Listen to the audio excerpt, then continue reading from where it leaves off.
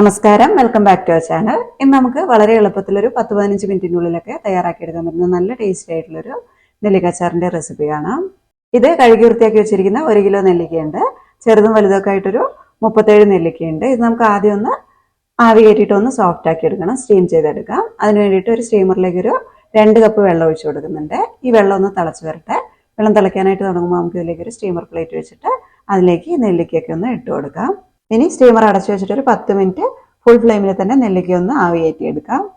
നമ്മൾ ഈ സ്റ്റീമറിൽ ഒഴിച്ചിരിക്കുന്ന വെള്ളം നെല്ലിക്കേന്റെ സത്തൊക്കെ വീണിരിക്കുന്ന വെള്ളമായിരിക്കും. അത് നമുക്ക് അച്ചാർ ഉണ്ടാക്കുമ്പോൾ ചാറ് വേണമെന്നുണ്ടെങ്കിൽ ആ ഒരു സമയത്ത് ഉപയോഗിക്കാം കേട്ടോ. ഇപ്പൊ ഒരു 10 മിനിറ്റ് കഴിഞ്ഞിട്ടുണ്ട്. നെല്ലിക്കയൊക്കെ നന്നായിട്ടൊന്ന് ആവി കയറിയിട്ടുണ്ട്. ചിലതൊക്കെ വീണ്ടും ഇടർന്ന് വന്നിട്ടുണ്ട്, അല്ലാത്തതും ഉണ്ട് കേട്ടോ. ഇതൊന്ന് തണുത്ത് വരട്ടെ, എന്നിട്ട് നമുക്ക് ചെറിയ കഷ്ണങ്ങളാക്കിയിട്ട് അങ്ങ് മുറിച്ചെടുക്കാം.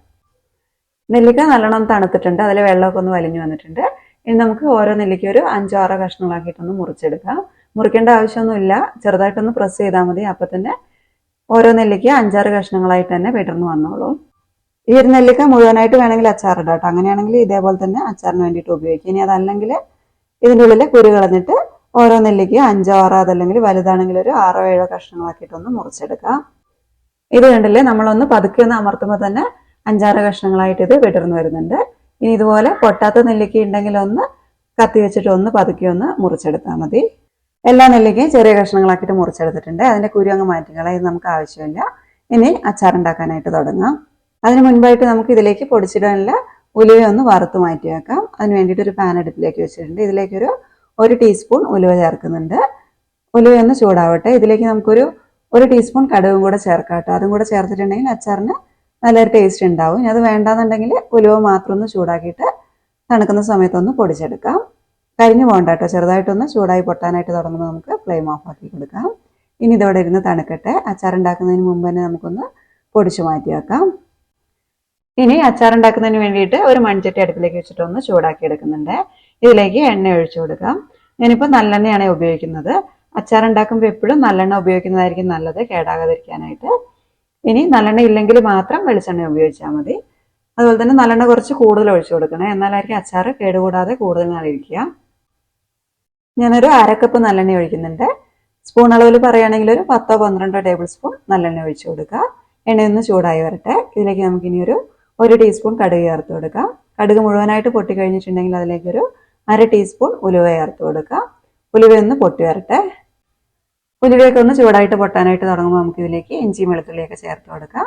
ഒരു ചെറിയ കൈപ്പിടി ഇഞ്ചി ചേർക്കുന്നുണ്ട്, ചെറുതാക്കി അരിഞ്ഞതാണ്. 2 ടേബിൾ സ്പൂൺ ഒക്കെ ഉണ്ടാകുക, 25 ഗ്രാം. അതുപോലെ തന്നെ ഒരു 6 പച്ചമുളക് ചെറുതാക്കി അരിഞ്ഞത് ചേർക്കുന്നുണ്ട്.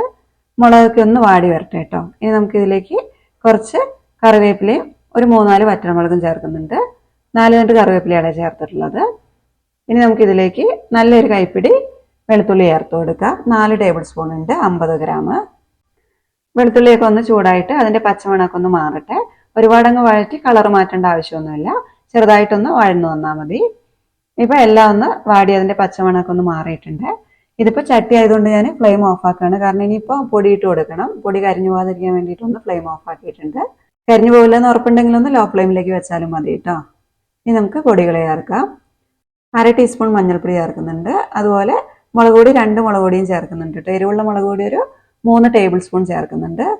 അതുപോലെ തന്നെ കുറച്ച് കളർ കിട്ടാൻ വേണ്ടിയിട്ട് ഒരു 2 ടേബിൾ സ്പൂൺ കാശ്മീരി മുളക് പൊടിയും കൂടി ചേർക്കുന്നുണ്ട്, പെരിയ മുളക് പൊടി. ഇനി പൊടികളൊന്നും കരിഞ്ഞു പോകാതെ എണ്ണയിലിട്ടിട്ടൊന്ന് വാട്ടിയെടുക്കാം. എണ്ണ നന്നായിട്ട് ചൂടായിരിക്കുകയാണ്, അതുകൊണ്ട് പൊടികൾ പെട്ടെന്ന് കരിഞ്ഞു പോകെ. ഒന്ന് ശ്രദ്ധിച്ചിട്ട് കരിഞ്ഞു പോകാതെ നല്ലോണം ഒന്ന് പച്ചമണം മാറുന്നവരെ ഒന്ന് മൂപ്പിച്ചെടുക്കാം. ഇനി ഫ്ലെയിം ഒന്ന് ഓണാക്കി കൊടുത്തിട്ട് നമുക്ക് ഇതിലേക്ക് വിനാഗിരിയൊക്കെ ചേർത്ത് കൊടുക്കാം. ഞാനിപ്പോൾ ഒരു 1/2 കപ്പ് വിനാഗിരി ചേർക്കുന്നുണ്ട്. അതിന്റെ കൂടെ തന്നെ നമ്മൾ നേരത്തെ നെല്ലിക്ക സ്റ്റീം ചെയ്തപ്പോൾ സ്റ്റീമറിൽ ഒഴിച്ചിരുന്ന വെള്ളം ഉണ്ടല്ലോ, ആ ഒരു വെള്ളം 1 കപ്പും കൂടെ ചേർത്ത് കൊടുക്കുന്നുണ്ട്. വെള്ളം കൂടെ ചേർത്തിട്ടുണ്ടെങ്കിൽ അച്ചാറിന് നല്ല ചാറുണ്ടാകും. ചാറ് വേണമെന്നുണ്ടെങ്കിൽ മാത്രം വെള്ളം ചേർത്താൽ മതി കേട്ടോ.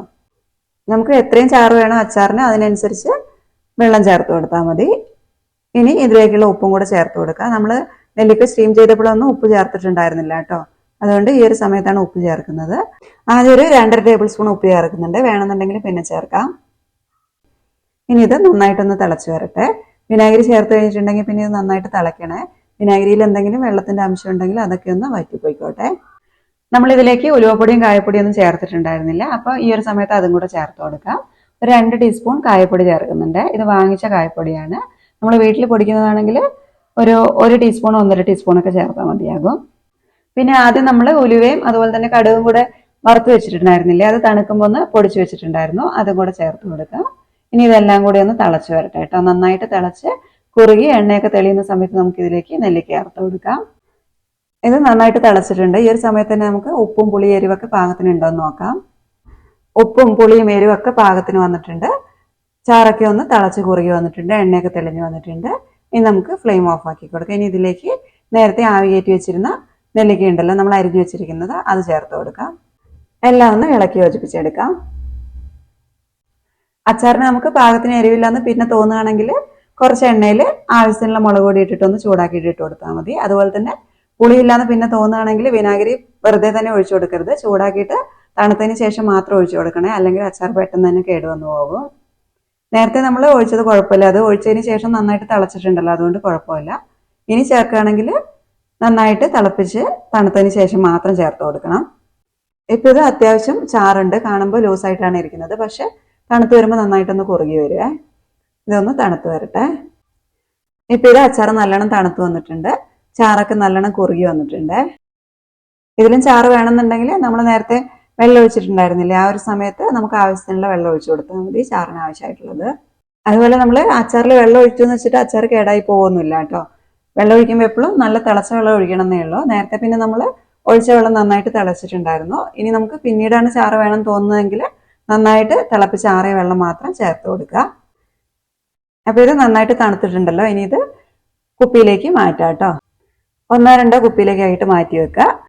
എന്നിട്ട് ഒരു കുപ്പി തീർന്നതിന് ശേഷം അടുത്ത കുപ്പി എടുത്താൽ മതി. ഓരോ കുപ്പീൻ്റെ മുകളിലും നല്ലോണം തിളപ്പിച്ച് ആറിയതിന് ശേഷം അത് ഒഴിച്ചു കൊടുത്തിട്ടുണ്ടെങ്കിൽ അച്ചാർ കേടാവാതെ കൂടുതൽ നാൾ ഇരുന്നോളൂ. ഇനി അതല്ല, കോട്ടൺ തുണിയിൽ നല്ലോണം തിളപ്പിച്ചാറിയതിൽ തന്നെ മുക്കിയിട്ട് ആ തുണി അങ്ങ് ഇട്ട് കൊടുത്തിട്ടുണ്ടെങ്കിൽ അച്ചാർ കേടാകാതെ ഇരുന്നോളൂ. പിന്നെ എല്ലാ അച്ചാർ ഉണ്ടാക്കുമ്പോൾ പറയാറുള്ള പോലെ തന്നെ നല്ല ഡ്രൈ ആയിട്ടുള്ള വെള്ളത്തിൻ്റെ അംശമൊന്നും ഒട്ടുമില്ലാത്ത കുപ്പിയിൽ അച്ചാർ ഇട്ട് വെച്ചിട്ട് സൂക്ഷിക്കുക. അതുപോലെ തന്നെ അച്ചാർ കോരാൻ ഉപയോഗിക്കുന്ന സ്പൂണിലും വെള്ളത്തിൻ്റെ അംശമൊന്നും പാടില്ല കേട്ടോ. ഇങ്ങനെയൊക്കെ നമ്മൾ ശ്രദ്ധിക്കുകയാണെങ്കിൽ അച്ചാർ കേടാകാതെ കൂടുതൽ നാൾ സൂക്ഷിക്കാനായിട്ട് പറ്റും. ഈ ഒരു അച്ചാർ നമുക്ക് പുറത്ത് തന്നെ ഒരു മാസമൊക്കെ സൂക്ഷിക്കാം കേട്ടോ. അത് കഴിഞ്ഞാൽ പിന്നെ ഫ്രിഡ്ജിലൊക്കെ എടുത്ത് വെക്കണേ. ഈ ഒരു അച്ചാർ ഇപ്പം തന്നെ നമ്മൾ ഉപയോഗിക്കുന്നതിനേക്കാളും നല്ലത് 2-3 ദിവസം ഇരുന്ന് കഴിഞ്ഞിട്ട് പിന്നെ ഉപയോഗിക്കുമ്പോഴായിരിക്കും. കാരണം കഷ്ണത്തിലേക്കൊക്കെ ചാറ് നന്നായിട്ട് പിടിച്ചു കഴിയുമ്പോഴായിരിക്കും അച്ചാർ നന്നായിട്ട് വരിക.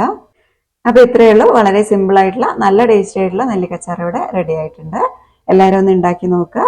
ഉണ്ടാക്കി നോക്കിയിട്ട് നിങ്ങളുടെ അഭിപ്രായങ്ങളൊക്കെ ഒന്ന് താഴെ എഴുതണം. അതുപോലെ തന്നെ വീഡിയോ ഒന്ന് ലൈക്കും ഷെയറും കൂടെ ചെയ്യണേ.